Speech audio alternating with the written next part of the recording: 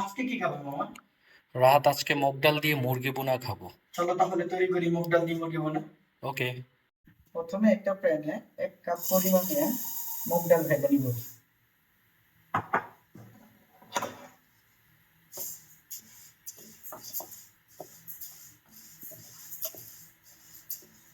গরম হয়ে গেলে একে একে গরম মশলাগুলো দিয়ে দেবো। তেজপাতা, দারুচিনি, এলাচ। মশলাগুলো ভাজা হয়ে গেলে এতে দিয়ে দেবো পেঁয়াজ।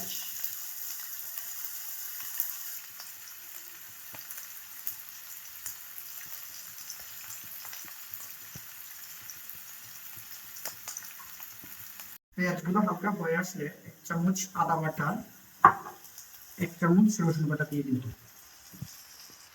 তারপরে দিয়ে দিচ্ছি লবণ, হলুদ, মরিচ আর জিরে গুঁড়ো।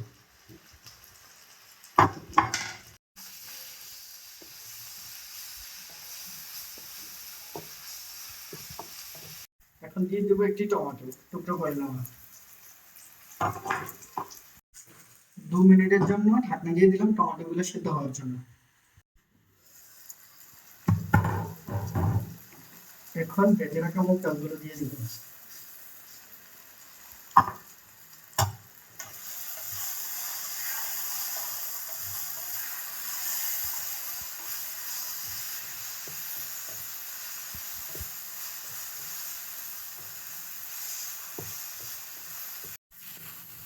এখন মুরগির মাংসগুলো দিয়ে দিব।